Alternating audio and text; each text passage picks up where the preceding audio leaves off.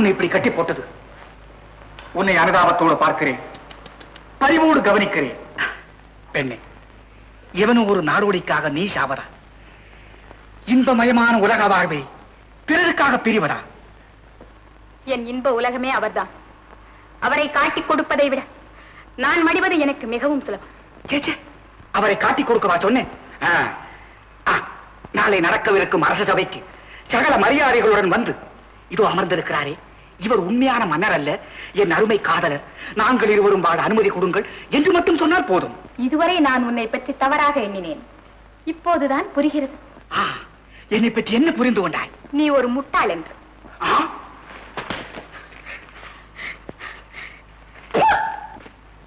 நாகேந்திரா, கொண்டு வா குதிரை சவுக்கை. என்ன கர்வம் இவளுக்கு! அகங்காரம் பிடித்தவளே, இன்னும் சிறிது நேரத்தில் தெரிந்து கொள்வாய் நான் யார் என்பதை. உன் அழகான உடம்பு சதை சதையாக பித்தறியப்பட போகிறது பார். என்னையா முட்டாள் என்றாய்? யார் அந்த நாடோடி? எங்கே இந்த நாடோடி? சொல்லுகிறாயா இல்லையா?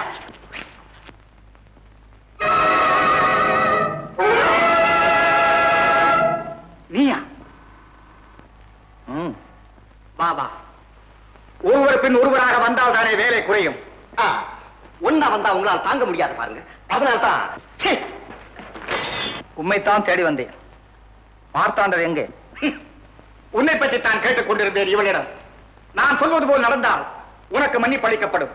இல்லையே மார்த்தாண்டர் உன்னையும் குறைத்து விடுவேன். மார்த்தாண்டரை என்னிடம் ஒப்படைத்தால் உனக்கு மன்னிப்பு அளிக்கப்படும். இல்லையா? என் காமேகரே, நாகேந்திரா, மணவாளா, பிரித்து கட்டுங்கள் இவனை.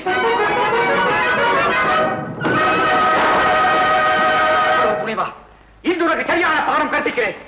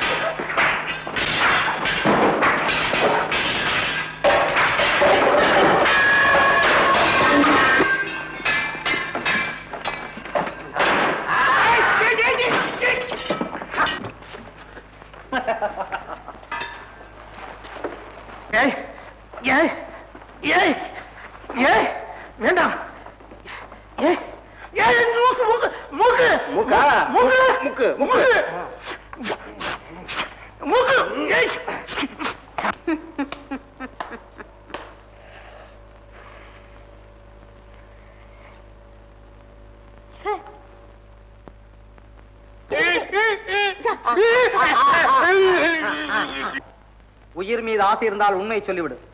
எங்கே மன்னர்? மன்னன்? யார் மன்னன்? ரத்னபுரி கரசனாக பிறந்தவனே இந்த பிங்களன் ஒருவன் தான். நான் சொல்வதை கேள்.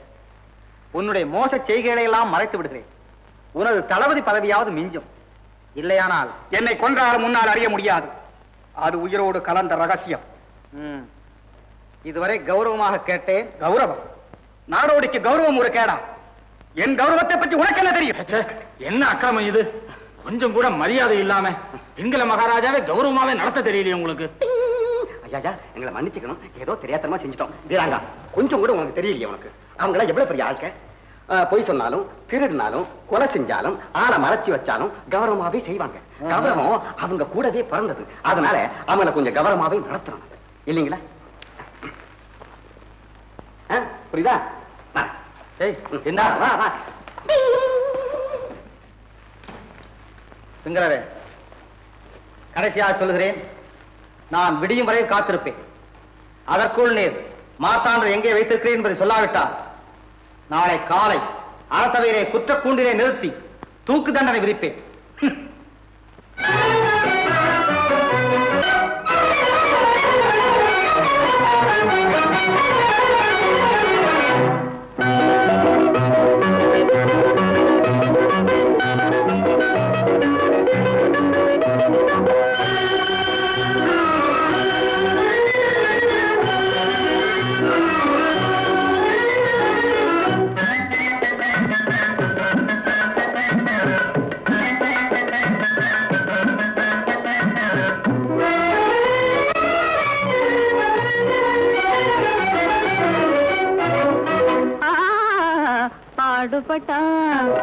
பாடுபட்டா தன்னாலே பலன் இருக்குது கை மேலே.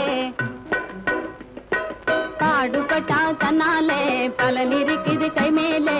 தேடி வராத முன்னாலே திரும்பி பாரு பின்னாலே. பாடுபட்டா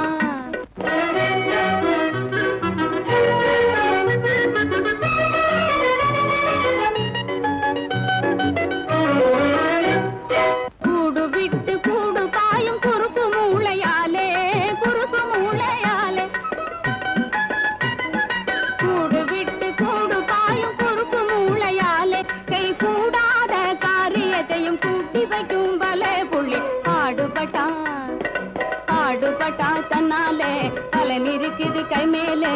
தேடி வராத முன்னாலே திரும்பி பாரு பின்னாலே. பாடுபட்டா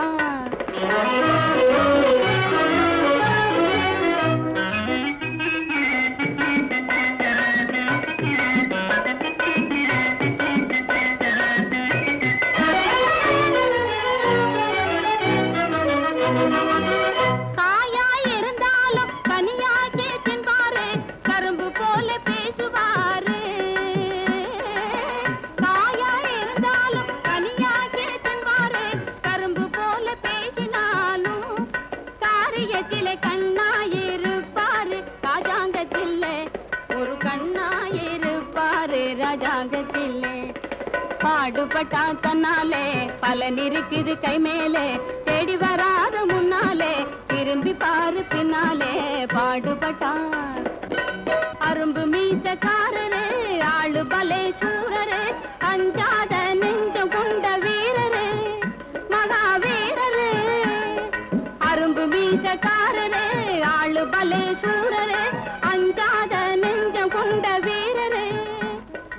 ஆயாசம் தீரவே ஆடும் பொண்ணு எல்லையே. ஆயாசம் தீரவே ஆடும் பொண்ணு எல்லையே. அசையாமே பார்க்கிறாரு கண்ணாலே, அசையாமே பார்க்கிறாரு. பாடுபட்டா தன்னாலே பலன் இருக்குது கை மேலே. தேடி வராத முன்னாலே திரும்பி பாரு பின்னாலே. பாடுபட்டா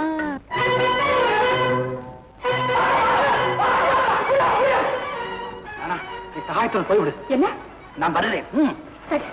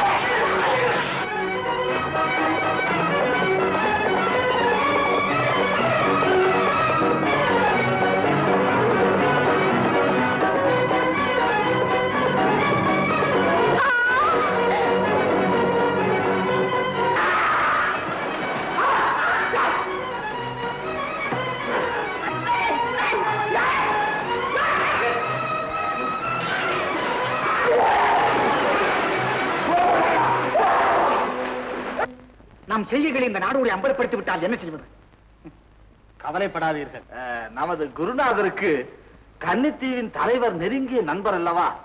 மார்த்தாண்டனை கன்னித்தீவில் அடைத்து வைக்கும்படி ஏற்பாடு செய்தால் பிறகு இந்த நாடோடி என்ன செய்ய முடியும்? ஆஹா, பிரமாத திட்டம். மதனா மதனா மதனா மதனா, என்னால் தானே உனக்கு இந்த வேதனை? நம் கண்ணோடு கண் சேர்ந்த வேளை உயிரோடு உயிர் கலந்து விட்டது.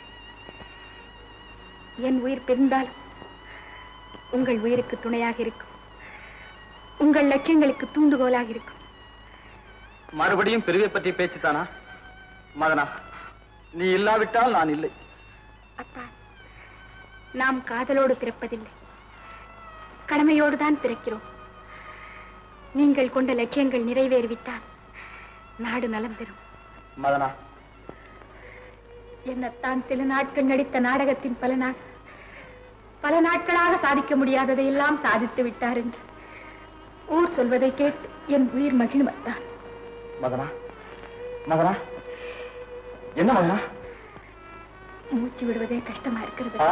மதனாவுக்கு ஓய்வு தேவை, இல்லாவிட்டால் உயிருக்கே ஆபத்து நேரிடும். மதனா. வீராங்கா, வீராங்கா, மதனாவை சிறிது நேரம் தனிமையில் இருக்க விடு. இல்லாவிட்டால் அவள் உயிருக்கு ஆபத்து ஏற்படும். வா மதனா. தைரியமாக செல்லுங்கள். வருகிறேன் மதனா.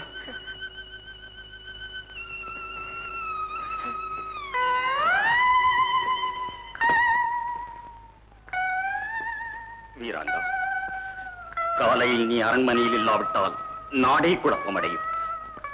இத்தனை நாள் பட்ட கஷ்டங்களும் பயனின்றி போய்விடும். சகாயம் இங்கேயே இருக்கட்டும். நீ அவசரமாக வேண்டியிருந்தால் நான் சொல்லி அனுப்புகிறேன்.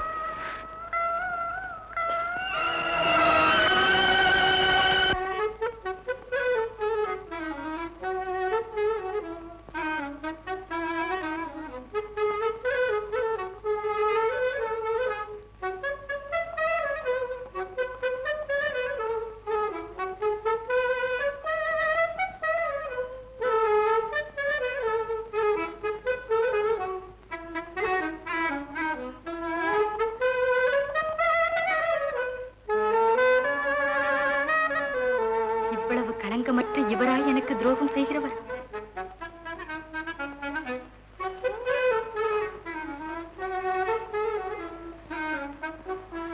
அன்பே, எனக்கு நீயும் உனக்கு நானும், இது ஒருபோதும் மாறாது. இனி நம்ம யாராலும் பிரிக்க முடியாது. அப்பா, இப்போதாவது என் மீது இரக்கம் வந்தது.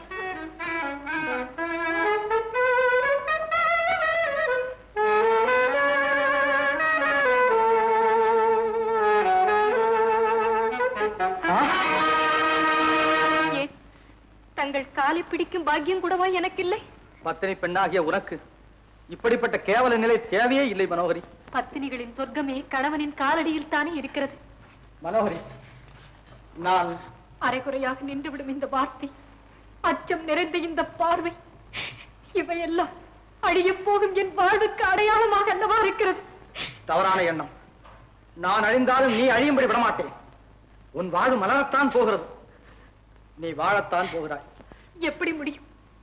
மரமே கருகும் போது மலர் எப்படியத்தான் மலர முடியும்? நீங்கள் உருவம், நான் கண்ணாடி. அங்கு மகிழ்ச்சி இருந்தால்தானே இங்கு இருக்கும். சரி, எனக்கு வேறு வேலை இருக்கிறது, போய் தூங்கு. இன்று என்னை ஏமாற்றவே முடியாது. அத்தா, நீங்கள் எங்கே வேண்டுமானாலும் சுற்றுங்கள், எப்படி வேண்டுமானாலும் வாழ்க்கை நடத்துங்கள். ஆனால் இங்கே ஒரு உயிர் உங்களுக்காக ஊசலாடுவதை மட்டும் மறந்து விடாதீர்கள்.